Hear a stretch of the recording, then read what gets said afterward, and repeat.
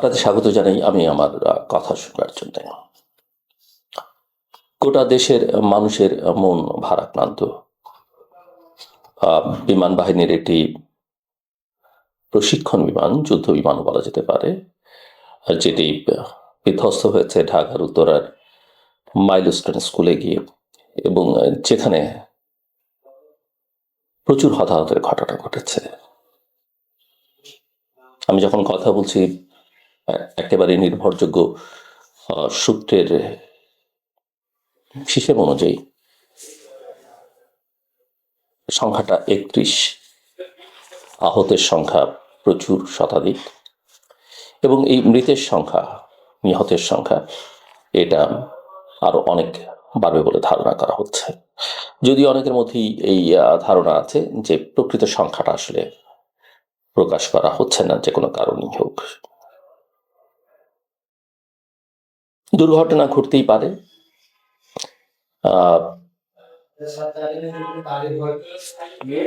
সবার মন খারাপ, কিন্তু এরই মধ্যে দু একটা ভালো খবরও চাপা পড়ে যায়। আমি দুর্ঘটনার প্রসঙ্গে বলবার আগে অভিনন্দন জানাতে চাই বাংলাদেশ অনূর্ধ্ব 20 নারী ফুটবল দলকে, যারা সাব চ্যাম্পিয়ন হয়েছে। আমাদের জাতির সম্মান করবার মতো, গর্ব করবার মতো, আনন্দ করবার মতো দিন খুব বেশি আসে না, কিন্তু ফুটবলে বাংলাদেশের মেয়েরা যে অবদান রেখে চলেছে, যে পারফরমেন্স দেখাচ্ছে বাচ্চা বাচ্চা মেয়েরা, সেটা নিঃসন্দেহে আমাদের জাতির জন্য গৌরবজনক। এবং আমি মনে করি আমাদের প্রত্যেকেরই এই গৌরবের অংশীদার হওয়া উচিত। রাষ্ট্র, সরকার, আমাদের প্রাইভেট সেক্টরের তাদের সাহায্য করা দরকার, তাদের পারফরমেন্স যেন আরো উন্নত হয়, তারা যেন আরো সম্মান বয়ে আনতে পারে। এবং নারী দলের, এই অনূর্ধ্ব নারী ফুটবল দলের সকল খেলোয়াড় এবং কর্মকর্তাকে আমি অভিনন্দন জানাই। যে দুর্ঘটনার কথা আমি বলছিলাম, বা আমরা সবাই জানি, দুর্ঘটনাটি মর্মান্তিক এই কারণে যে একেবারেই বাচ্চা বাচ্চা শিশুরা জীবন দিয়েছে, এবং যারা আমাদের ভবিষ্যৎ, যারা মারা গেছেন তাদের বিদেহী আত্মার শান্তি আমরা কামনা করি। সংশ্লিষ্ট পরিবারগুলোর জন্য আমাদের সমবেদনা। একইভাবে যারা আহত হয়েছেন তাদের অনেকেই হয়তো আর স্বাভাবিক জীবনে ফেরত আসতে পারবেন না, এবং আহতদের অনেকেই হয়তো আসলে বেঁচেও থাকবেন না, যদি আমরা চাই সবাই বেঁচে থাকুক, সুস্থভাবে বেঁচে থাকুক। আমি যেটা বলেছিলাম, এটাকে একটা স্বাভাবিক ঘটনা হিসেবে ধরে নেওয়া যেতে পারে, যে দুর্ঘটনা আসলে ঘটতেই পারে, দুর্ঘটনাকে দুর্ঘটনা হিসেবেই দেখা উচিত। কিন্তু একই সঙ্গে রাষ্ট্র এবং সরকারের দায়িত্ব হচ্ছে দুর্ঘটনার কারণ খতিয়ে দেখা, এবং এই দুর্ঘটনা যেন সামনে আর না ঘটে, বা সংখ্যাটা যেন কমে আসে, সেই দিকে নজর দেয়া। এই এয়ারক্রাফটের কি কোনো যান্ত্রিক ত্রুটি ছিল? আমরা শুনেছি আইএসপিআর এর বরাত দিয়ে বলা হয়েছে সেরকম একটা ত্রুটির কথা জানা গেছে, কিন্তু অবশ্যই সেটা তদন্ত সাপেক্ষে, এবং তদন্ত করেই আসলে এই বিষয়ে জানা যাবে। ফ্লাইট লেফটেন্যান্ট তৌকির কি, যেহেতু প্রথমবারের মতো তিনি একা ফ্লাই করছিলেন, একটু নার্ভাস ছিলেন, হতে পারে, নাও হতে পারে, কারণ আমি বিশ্বাস করতে চাই তার প্রশিক্ষণটা খুবই যথার্থ ছিল, যথাযথ ছিল। এবং আমরা এটাও শুনেছি যে তিনি চাইছিলেন যেখানে জনসমাগম নেই, যেখানে মানুষ নেই, সেরকম জায়গায় আসলে বিমানটিকে নিয়ে গিয়ে দুর্ঘটনা ঘটলে যেন একটা খোলা জায়গায় ঘটে, যেখানে মানুষজন ক্যাজুয়ালিটি কম হয়, সেই চেষ্টাটাও তিনি করেছিলেন। এই বিমানটি আমরা জানি এটা চীনে নির্মিত একটি বিমান। কেউ খুব প্রশ্ন তুলতে পারেন চীনা প্রোডাক্ট নিয়ে, যে তার নির্ভরযোগ্যতা, তার সক্ষমতা, তার স্থায়িত্ব কতটা ঝুঁকিমুক্ত, এই প্রশ্ন কেউ তুলতে পারেন। সেটাও আসলে খতিয়ে দেখা দরকার এইসব ক্ষেত্রে। সবচেয়ে বড় যেটা দরকার বোঝা, সেটা হচ্ছে যে এই ঘটনার পরে রেসপন্সটা কি সরকারের দিক থেকে, সংশ্লিষ্ট প্রতিষ্ঠানগুলোর দিক থেকে, নাগরিকদের দিক থেকে আহ, সরকারের দিক থেকে নানা রকমের চেষ্টা আমরা দেখছি, এবং এটাও আমরা দেখলাম যে প্রধান উপদেষ্টার তহবিলের জন্য সহযোগিতা চাওয়া হয়েছে সোশ্যাল মিডিয়াতে, প্রায় আধ ঘন্টা পরে সেটা মানুষের সমালোচনার মুখে নামিয়ে ফেলা হয়েছে যে এইটুকু করার সক্ষমতা কি সরকারের নেই, যে ক্রাউড ফান্ডিং করতে হবে। দ্বিতীয় প্রশ্নটা হচ্ছে যে ইতিমধ্যেই আমরা দেখেছি যে এটা বুঝতে খুব সমস্যা হবার কথা ছিল না যে এসএসসি পরীক্ষা চলছে এবং সেই পরীক্ষার করা সম্ভব কিনা, পরীক্ষা বা চালু রাখা, কেননা যেই শিক্ষায়তনটিতে এই দুর্ঘটনা ঘটেছে সেখানকার শিক্ষার্থীরাও পরীক্ষার্থী,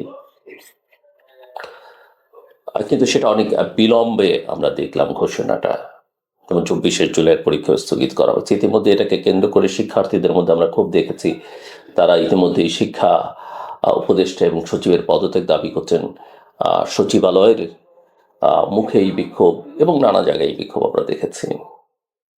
তো কেমন যেন সবকিছু একটা এলোমেলো অবস্থার মধ্যে আছে।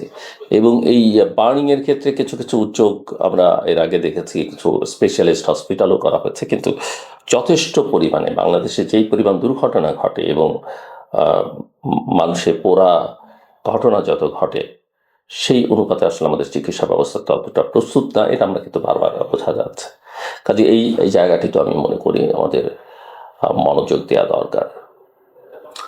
সব মিলিয়ে এক ধরনের একটার পর একটা ঘটনা আমরা লক্ষ্য করছি রাজনীতি এবং সমাজে ঘটে যাচ্ছে, যে কোনটা ছেড়ে আসলে কোনটা আলোচনা করা উচিত সেটা বুঝে ওঠা অনেক সময় কঠিন হয়ে দাঁড়ায়।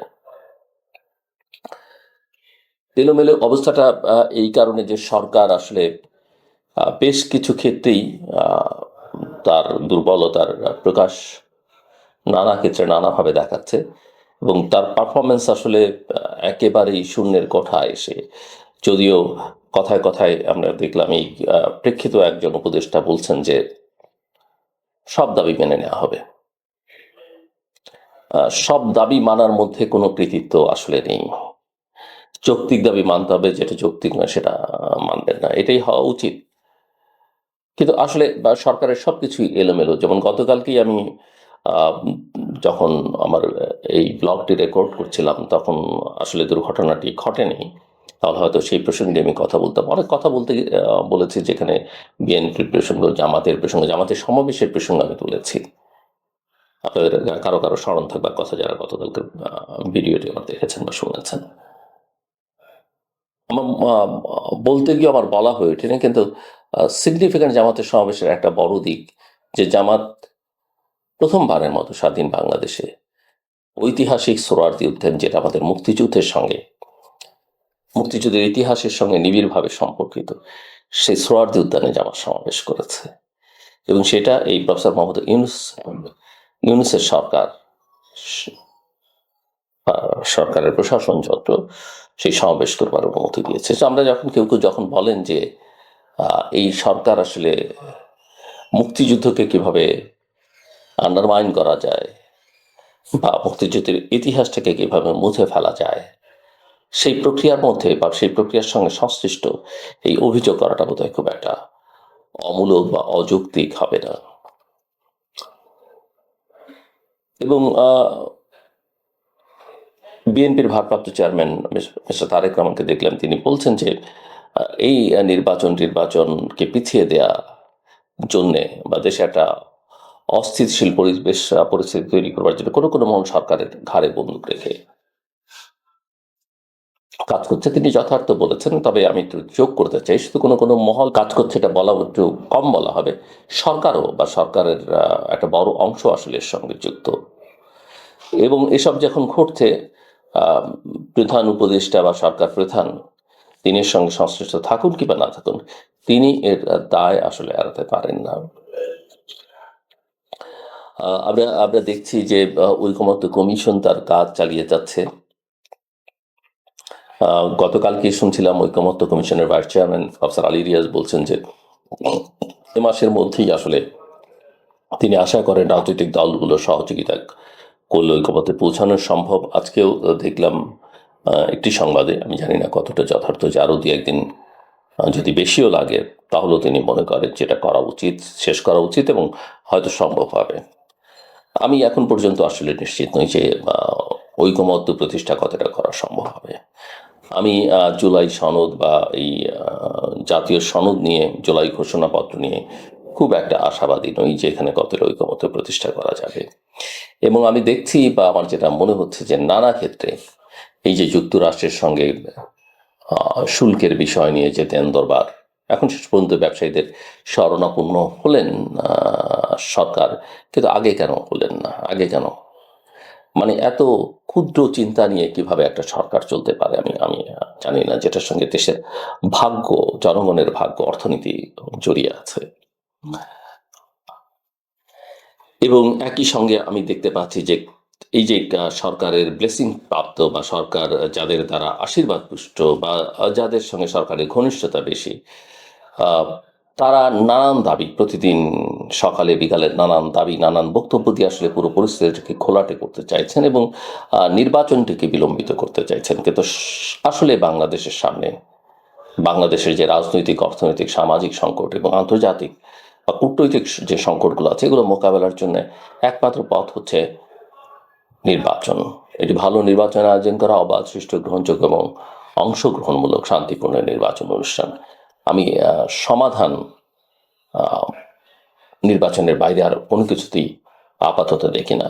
এটা আপনার পছন্দ হোক কিংবা না হোক, এটাই হচ্ছে বাস্তবতা। আমার কথা শুনবার জন্য আপনাদের অসংখ্য ধন্যবাদ। আপনাদের সবার জন্য শুভকামনা।